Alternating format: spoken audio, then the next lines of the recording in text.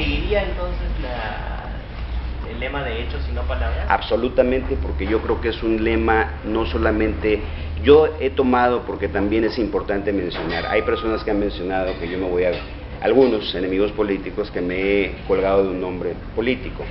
Y la razón por la cual yo lo he tomado es porque sí, soy descendiente de él, pero segundo, del general Odría, pero segundo también porque es un hombre, es un caudillo realmente del país, es un ejemplo en muchas cosas en lo que se refiere a obra, infraestructura, crecimiento del país, desarrollo económico, ¿no? Entonces eso es lo que a mí realmente me interesa, ¿no? Tomar esa porción del general y realmente hacerla mía esa visión. ¿Y qué no tomaría del general? Bueno, estamos viviendo en diferentes, por ejemplo, yo soy una persona que cree totalmente en la democracia, ¿no? Cree en la separación perfecta entre el Estado y por ejemplo, y el poder, absolutamente, y el Estado y la Iglesia. Soy una persona de creencia de mercado, en donde el gobierno realmente se tiene que mantener con las manos realmente fuera de la vida de las personas, ¿no? Tiene que, realmente lo que tiene que hacer el gobierno es crear infraestructura y crear obra y hacer cosas, pero para que el gobierno funcione bien, para que el ciudadano tenga la libertad de poder escoger las cosas que quiera escoger. En cuanto también a la libertad de pensamiento y de prensa. Libertad de pensamiento y prensa es necesario. En los gobiernos donde realmente hay prensa y es prensa libre, son los gobiernos, pero ahora lo más interesante de todo esto, hablando de prensa libre y no prensa libre, hay una gran e interesante situación que vivimos nosotros en esta época, que la prensa se ha democratizado. ¿Por qué? Porque tenemos acceso a las redes sociales. Claro. Las redes sociales han venido a democratizar lo que es la información. Ya no se puede contener la información. Entonces, cuando no se puede contener la información, existe la libertad de prensa. Entonces, un gobierno que reprime a la prensa es un gobierno que no es del ciudadano libre. Y hay que recordar también que el ciudadano es el que empodera al líder o al presidente o al gobernante, pero para que realmente trabaje para ellos. Yo creé una frase que dice que estamos cansados de los políticos de autoservicio. Los políticos de autoservicio son los políticos que se autosirven del pueblo. El gobernante está ahí, el representante en una democracia es el representante de la gente, es el que va a trabajar por ellos, no el que va a vivir de ellos o va a vivir del Estado. Entonces, para mí la libertad de prensa es importantísima, así como todos los derechos basados en la Constitución, como ciudadano legal, como ciudadano normal. No podemos vivir nunca más una situación de donde estamos en estado de sitio, en donde estuviéramos en realmente, cuando yo nací, me acuerdo mi padre me decía que tenía que salir con un pañuelo blanco porque había toque de queda, ¿no? Entonces, eso los chicos, la gente de ahora no han vivido ese tipo de situaciones y no quiero que se vuelvan a repetir ese tipo de situaciones. No estamos ya para ningún gobierno autoritario, al contrario, tiene que ser un gobierno incluyente, incluso que gobierne con diferentes fuerzas. Y lo que yo vengo a decir siempre, que es que un buen presidente lo que tiene que hacer es un personaje que se rodea de buenas cabezas alrededor, porque el presidente no lo sabe todo. Claro. El presidente nada más tiene que saber tomar las buenas decisiones basado en buena información. ¿Y a quiénes elegiría usted como, digamos, esas personas idóneas para él? Bueno, yo lo que haría simple y sencillamente es como una postulación a un trabajo común y corriente, ¿no? Ya. Empezar a llamar gente realmente de la iniciativa privada. Claro. Y realmente juntar a las gentes que tienen un récord realmente bueno, una buena trayectoria, y no a los políticos tradicionales, porque no estamos, es gente que sepa lo que está haciendo. Pero ya tenía pensado en algunas... He estado pensando en algunas personas, me he reunido con otras. Por ejemplo, bueno, no sería justo mencionar a unas personas y dejar fuera a otras, ¿no? Claro. Entonces, pero sí hay algunas personas que se están valorando, porque en el Perú hay empresarios muy valiosos, hay gente profesional que es realmente muy destacada, claro. Y realmente dejarlos fuera pues sería... ¿Y cómo combatiría la corrupción? La corrupción, ¿cómo se combate? Mire, la corrupción es una cuestión muy importante que viene ya desde la base de la misma educación. Yo creo que nos tenemos que empezar a educar, porque la corrupción está infiltrada en todos los peruanos en sí, porque necesitamos volver, la corrupción viene desde las cosas muy pequeñas, ¿no? Desde alguna pequeña falta administrativa o incluso pasarse un alto, o darle una coima a algún policía. Eso es corrupción. Entonces, ¿cómo? Con transparencia, con rendición de cuentas, y con realmente adiestrar a la gente en el servicio público a que realmente convocar a buenas cabezas, hacer exámenes éticos, hacer exámenes de valorización profesional, pagarles un sueldo digno y convocar realmente a la gente que realmente sabe hacer las cosas, ¿no? Y castigar a aquellos que no están haciendo las cosas como deben de ser. Pero se predica con el ejemplo.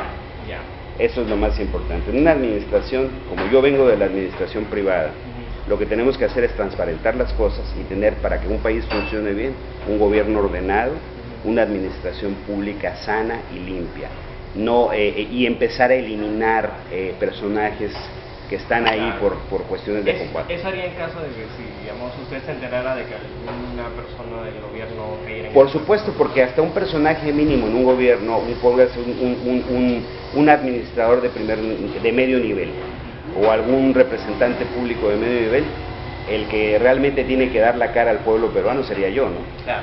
Entonces es importante rodearse de gente que sepa y poner sistemas de control para que esa misma gente se pueda ir eliminando. Claro. Ahora, el problema es que también se tiene que convocar a gente que se sepa que... yo veo, por ejemplo, muchas veces que cuando el ciudadano vota, no se toma el tiempo de realmente ver la hoja de vida del personaje, ¿no? Entonces hay que hacer un poco de educación, un poco de cuestión de investigación en referencia a lo que va a hacer. Yo creo que cuando uno va ahora la gente, por ejemplo, joven, si va a comprar una cámara fotográfica, por ejemplo, yo le aseguro que ve en 5 o 10 diferentes lugares, compara la calidad, el precio, la manera de cómo funciona y demás, antes de hacer una elección. Pero cuando uno va y vota, dice, no, lo hago en la cola. Bueno, ¿y por qué lo hace en la cola? Entonces es muy simple, ¿no? Realmente lo que no entiende la gente muchas veces es que cuando uno selecciona un mal gobernante, eso lo puede venir a repercutir por muchísimos años y generaciones en adelante.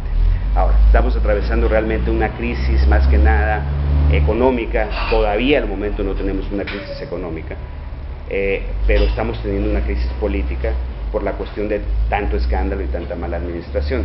Realmente ahorita el foco debería de ser en tantas y tantas necesidades que tiene el país, que tiene en cuestión de crecimiento, en cuestión de desarrollo, ¿no? En su proyecto político, hablemos ahora de su proyecto político. Sí. Usted pone como prioridad la educación. ¿Qué es lo que cambiaría? ¿Qué es lo que usted propone? Lo que yo propongo para la educación realmente es que todo mundo que quiera realmente aspirar a un escaño, a un lugar en una universidad lo pueda hacer, que se termine esa situación en la cual de que algunos postulan y entran y otros no entran, porque no todo mundo puede acceder a una educación privada, ¿no? Yo pienso que es parte del gobierno, a base de los impuestos que se paga como ciudadano, el poder educar a toda nuestra gente, ¿no?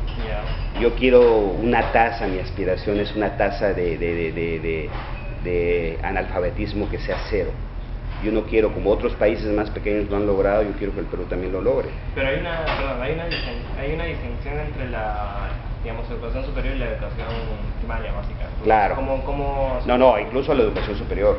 La educación superior, porque muchas veces, por ejemplo, he escuchado de becas que se les da a ciertas personas, pero se les limita también con la cuestión de la edad. Claro.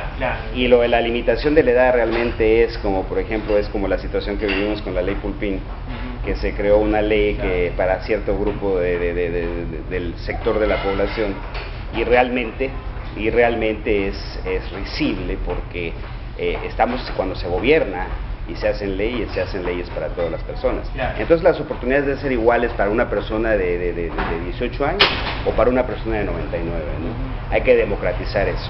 Ahora, eso es lo que ha causado la explosión de tanta universidad privada en el país. Yo creo que hay presupuesto. Si se sabe administrar y redistribuir el presupuesto, hay manera de poder educar a todo el país.